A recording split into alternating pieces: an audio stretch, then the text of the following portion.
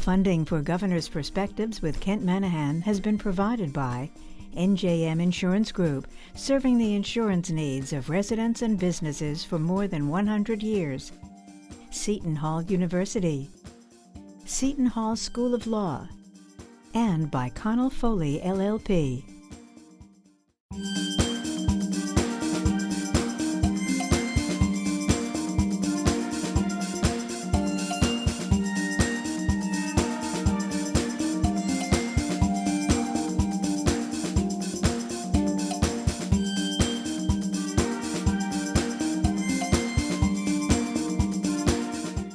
This is the time to look ahead. This is the time for us to lean into the policies that can fix our decades-old, or in some cases century-old, inequities. This budget lives up to our stronger and fairer mission. Stronger to come out of the pandemic with an economy that works for every New Jersey family. This budget will continue to stabilize property taxes for hardworking families. This budget will continue the hard work of moving forward, not only from the pandemic, but from years of neglect. New Jersey's fiscal outlook has surely changed from predicted near-dire financial straits last summer to now flush with cash, even during a pandemic. Governor Murphy's proposed 2022 budget is good news for the state and the Democrats in this gubernatorial and legislative election year. Welcome to Governor's Perspectives. I'm Kent Manahan. We're going to discuss New Jersey's newly proposed $45 billion budget and what's at stake with billions more in federal funds coming to the state, with two former governors, Tom Kean and John Corzine. But first, let's hear more of what Governor Murphy laid out in his annual budget address. We expanded the Earned Income Tax Credit, both in terms of the amount and the number of families receiving it. And we restored the millionaire's tax to ensure that our wealthiest pay their fair share. Because of this, not only have we secured the resources to invest even more deeply into our communities, we're able in this budget to provide checks totaling nearly $320 million in direct tax rebates to hundreds of thousands of working and middle-class New Jersey families. The problems in our pension system, rather, have everything to do with past administrations of both parties, and going back at least 25 years, who simply and short-sightedly decided not to pay. Well, we won't go back to those failed old ways. That's why in this budget, we will achieve full funding of our annual obligation for the first time since 1996, a total payment of nearly $6.4 billion. And we will achieve this goal a year earlier than planned. The budget I am proposing would increase our investment in our public schools by $700 million. Governor Kean and Governor Corzine, so good to have you with us to discuss the state's proposed fiscal 22 budget. Given the year plus and all the challenges that we've all been through, we really welcome your perspective. Governor Kean, if I could start with you. This is a $45 billion budget, a 10% increase over the current budget that we're in New Jersey. I'd like to ask you, is this a budget that all of the money should be spent, should be saved? And what does it bode for the future? It's a budget that makes me nervous because, as Governor Corzine and I both remember, budgets were a difficult period. You had to really try to everything you could do to meet the needs of the state. And you usually had a very small margin for error in trying to balance the budget and still meet the needs. This one is just spending. I mean, this is 30% more than the last budget by Governor Christie, 10% more than last year. This is a budget that's awash in money. I don't think any governor's had as much money to spend, certainly in the history, I don't know, history of the state, as this governor does. And it's a little bit disturbing because it's based on borrowed money. We're even borrowing money to pay back money. We're paying back the pensions with borrowed more money. And that's not wise. And it's putting off the problem for our children. I don't know how we're going to do it next year. There's a lot of one-shot budget increases in here. That's not wise. So look, I understand the problems. It was a badly predicted budget. The revenues were underestimated badly. But we're in a place now that's not good because we're borrowing a lot of money and nobody has any idea how we're going to pay it back. And that's unwise. We're going to be awash in money now. The federal government's putting in a whole bunch of more money, not only in New Jersey, we're getting $6 billion more, I think, but nationwide. And so we're going to have an economic boom, I think, for the next year or so. But then, as it always does, it's going to go the other way. And when it does go the other way, New Jersey is going to be faced with a huge debt that we're required to pay back. And that's going to be on our children and ourselves, if we're young enough, probably my children, grandchildren. And that's not good. That's unwise policy. So I wish we'd restrained spending a bit. Governor Corzine, do you agree? Do you think this is a spending plan that can put New Jersey's economy on a responsible course going into the future? First of all, I think when you look at the budget, you have to look at it in the context of the crisis times in which we live. This is an unusual period by any standard. The pandemic, I think, frames the needs of the people of New Jersey in a much more serious way than a lot of us have had to deal with. And as a consequence, I think the values that Governor Murphy has expressed through that budget, and all budgets do express priorities and values, is designed to try to meet those needs. It's also framed in a period when it was very hard to predict what the economic environment was going to produce as far as revenues from taxes. And therefore, with hindsight, maybe you wouldn't have wanted to borrow the $4 billion last November. But I think it actually was the conservative thing to do, in the sense that you're going to want to keep the schools running. You're going to want to keep hospitals and our medical care system fully funded to deal with the pandemic. And if you didn't know whether the revenues were going to be there, you had to do something. So they made a decision.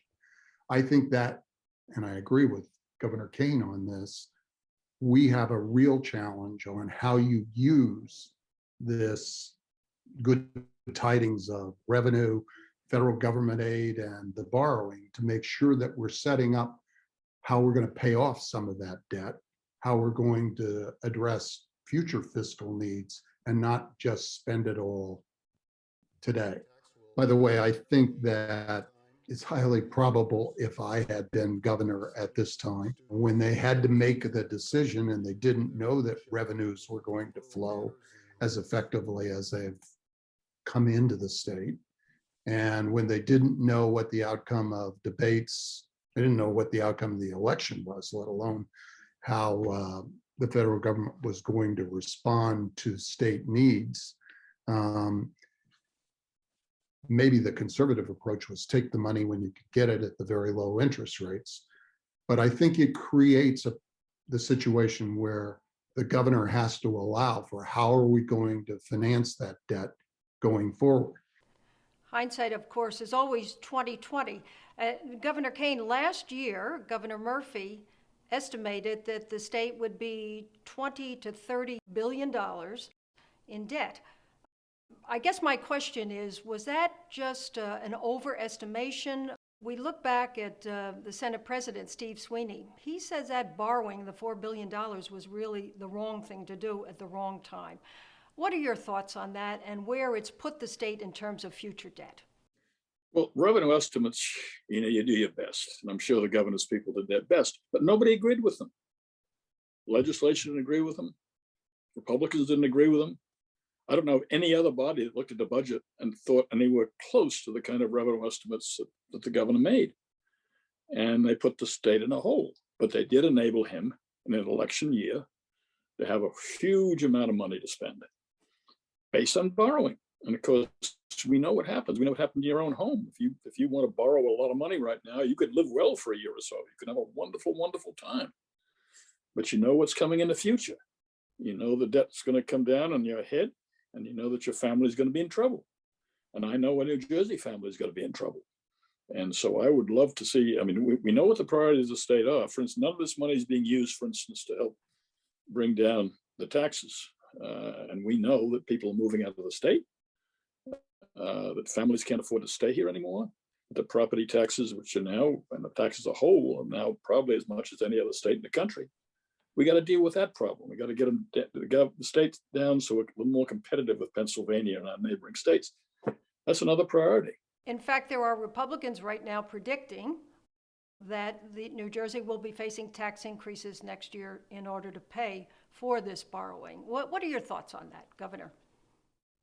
Well, I don't think we can afford any more new taxes, because right now, the people who pay a lot of those taxes, we got one of the highest progressive income taxes now in the country. So the people at the top end are paying most of those income taxes, as they should be. It's a graduated tax, that's fine. Except they're also the most mobile people in the country. And they're leaving at a very rapid rate. And I'm sure I've got friends who've left. I'm sure Governor Corzine has friends who've left, and that's increasing. We won't find the full impact of that for a year or so. It takes a year or two for people to plan and move out of the state. But I'm sure the latest, we now got a millionaire's tax on top of a millionaire's tax. And those people are going to leave. And when they leave, you and I end up paying those taxes if we stay. And so there's a problem there. And there's a problem we got to address. And the tax problem is real. And we just have got to be more competitive with the states around us. We can have high tax rates, but not higher than the states around us. That's when we get into trouble. So we're talking about a lot of money in the state budget for the upcoming fiscal year, and also a great deal of money coming in from the federal government through the American Rescue Plan. New Jersey stands to get over $10 billion. Some of that money, about $3 billion or so, goes to the local municipalities, but the rest of it's coming to the state. What is the responsibility in terms of the legislature working with the executive branch in making sure that this money is well spent and that we have money to pay back the debt that we owe on the borrowing? Governor Corzine. Kent, let me just, I want to respond just quickly to one thing that Governor Kean mentioned. And I do think high taxes for high-end folks does encourage particularly older individuals to think about mobility.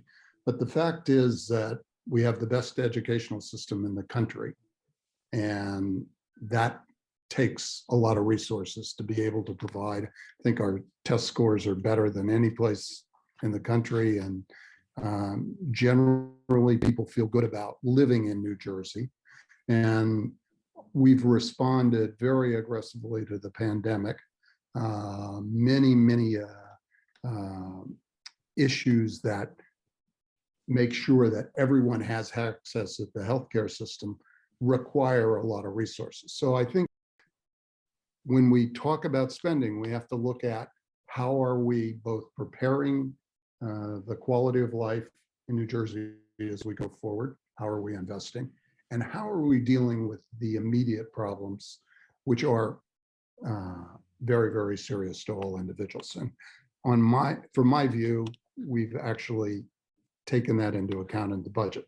I think, go back to, I don't think we need to raise taxes. We need to make sure that this set of resources that we're gaining because of the stronger economy than people expected, because of the Federal Reserve, or federal resources and the borrowing, is properly structured so that it pays off some of those future liabilities. And the governor actually in this budget did something that none of us ever did at the degree that he did, which is put full actuarial payment into the pension system. I think it's $6 billion, a pretty extraordinary step. And I think that if I'm not mistaken, it's been $19 billion put into the pension system, which is one of our biggest debts on the books for the state of New Jersey.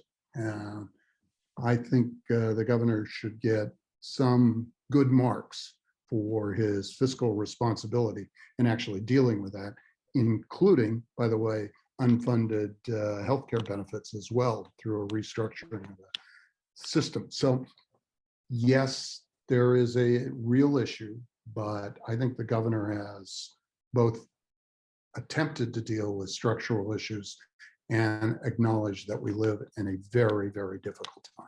Well, there's no doubt that this pension payment, which is included in this upcoming fiscal budget, is the largest that's been done, in the last more than 2 decades in the state in terms of contributing to the pension fund. But Governor Kean, let me ask you, is what's really needed in terms of the pension is real reform, as Senate President Steve Sweeney has called for any number of times, but we haven't made progress on that front. Is that what's really needed, is reform of the pension system to keep it stable into the future?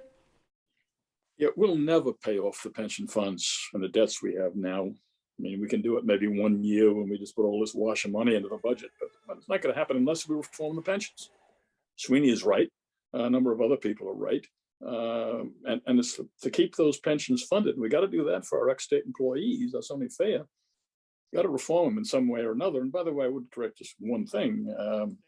People who put payments into the pension fund, governor didn't go back far enough. I put every payment needed into the pension fund. In fact, I left the state with a AAA bond rating, which no governor since has been able to match. So yes, we did used to pay it off in the past, and you should pay it off now. But you can't pay it off to the extent it is now on an ongoing basis without doing some of the reforms that have been suggested. And Sweeney's recommended, but the governor's going to recognize at some point. I like this governor, I always have, but at some point you got to take on the labor unions. At some point you can't do everything they want. You've got to do some things that maybe are good for them, but they're not going to want you to do politically. And one of the things is to reform the pension funds and health benefits, because unless you do that, in the long run, the employees are the ones who are going to be hurt. Let's just look at a couple of other things that are in this budget. The $500 rebates for middle-income New Jerseyans, no longer rating the Affordable Housing Trust Fund. We have more money going to education, 2-year college tuitions, part of it expanding the prescription drug program, and no fare increases for New Jersey Transit, although no more money for the capital budget. What are your thoughts on that?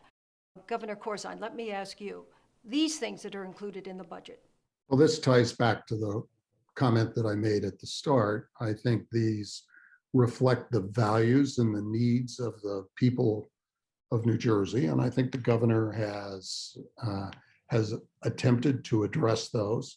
I don't think that if you look at the increase in the budget expenditure this year, a big proportion of that is because they addressed in a way that hadn't been the pension system. There is increases. It's about a 10% increase if you looked at the total budget, but a lot of that is driven by taking on the responsibilities of the pension requirements, that is paying down debt. And I think they're going to have to do the same thing again, and I will repeat, the $4 billion of borrowing, some of that needs to be set aside for debt service, just as could have been set up and by making the bonds callable and other technicalities. But you need to set up a sinking fund so that money is set aside for reserves so that that can be paid off in due course. But I think that there's more fiscal responsibility in this budget, while not turning your back on those valued kinds of expenditures that I think you're talking about. Everybody believes that we need to be spending the kind of money that keeps our educational system as the #1 system in the country. Any number of political analysts who have said that this is a good election year budget because, of course, this is a gubernatorial and legislative election year. All 120 seats are up for grabs, and there's a primary coming up for the Republicans, and it looks like the governor will not be challenged in a primary effort. But Governor Kean, let me ask you, for the Republicans, is there a message in this election year? Well, the Republicans got to get out the hard facts. They can't demagogue it because you can't do that. responsibly. But you can say, for instance, this budget has got about $500 million in one shot funding in it. I mean, it means you can't do that next year. Well, the programs are still going to be there. What do you get more taxes to fund those things next year, or cut those programs out next year? I mean, you can point that kind of thing out. There's a $500 increase in everybody's payroll tax, which nobody's talking about. That's going to cost everybody, and there's no real addressing. Again, the main problem New Jersey has is it's becoming too expensive for families to live here, and so I think the Republicans responsibly have got to look at this budget and say, all right, what changes will we make to make it more responsible, to make sure our children aren't paying all these debts that are running up, and taking it to the people and being honest about it. Governor Corzine, you have said that the budget is basically a political document.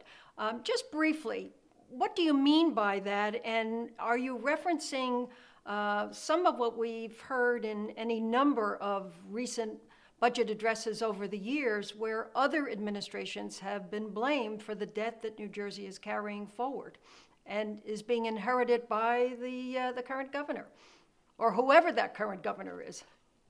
Listen, budgets are political documents. They are a statement of the values and the priorities that an administration, a governor, carries.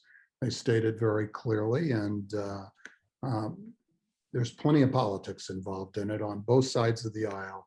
And that's healthy if it is done in the way that I think this conversation is actually taking place.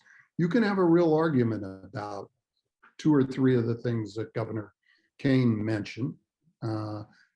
Non-supported expenditures on a recurring basis are a challenge, and they should, you have to meet a very high standard to be able to put those into a budget. And that's how we've gotten into this problem over many, many, many years. I'm sure that wasn't the case when Governor Kean was the governor, but there are plenty of in-between examples on both sides of the aisle where people spent ahead of any kind of revenue coming in. There were borrowings to put money into pension systems. There are lots of things that in hindsight, people could be easily critical of. I believe that for the most part, given the circumstances you have, and I'm sure there are things that, such as Governor Kean identified, that should be challenged and debated. And that's why there's should be a legislative process that is really full blown and shouldn't just the governor proposes and everybody accepts. It's a debate. And but I don't think that Governor Murphy proposed something that was not consistent with the needs of the times. And I actually think that people underestimate how important it is for both to have a rainy day fund at the end that is budgeted and allowed for in this proposal, and that major contribution to the pension system, which I think are very, very fiscally responsible. What should the state learn about the unforeseen and future planning? Well, Governor Corzine is absolutely correct that we should have a rainy day fund. I mean, that should be part of every budget, plus a surplus in every budget. No question about that. But you also have to learn you got to plan for the future, and plan for the future isn't putting a great, huge debt on our children and grandchildren. You can't borrow money, as I say, because you don't know how you're going to pay back. And nobody has even suggested a way of paying back the kind of enormous borrowing we're suggesting in this budget, and or have already made, and went to the Supreme Court to get approval, because, as you know, we're supposed to have voter approval for this kind of borrowing, and said it's such an emergency we don't need voter approval. It wasn't an emergency. They got the figures wrong. So we borrowed under false pretenses. I don't think the governor did it intentionally at all, but he did, borrowed under false pretenses. Now we got this enormous debt. we're going to have to pay it back, or our children have to pay it back. And we got these one-time things in the budget, which isn't right either. And we've got hard times ahead. I mean, there's huge washing of federal money that's going to come through the next year or two. $6 billion probably next year coming into the state. It's going to be wonderful. But it's going to be very happy times. They're going to be very short-lived. And when they're over, God help if we have a recession. But even without a recession, we're going to have more money to pay back than we have any idea of how we'll possibly do it. Well, the state budget is certainly one that looks ahead for the year ahead and what government promises to do for the people of our state. And we all have a vested interest in that. Governor Kean and Governor Corzine, thank you so much for sharing your views on this important subject. Thank you for having us. Thank you, Kent. Thank you, Governor. Good to see you again, Tom. Funding for Governor's Perspectives with Kent Manahan has been provided by NJM Insurance Group, serving the insurance needs of residents and businesses for more than 100 years. Seton Hall University, Seton Hall School of Law, and by Connell Foley, LLP.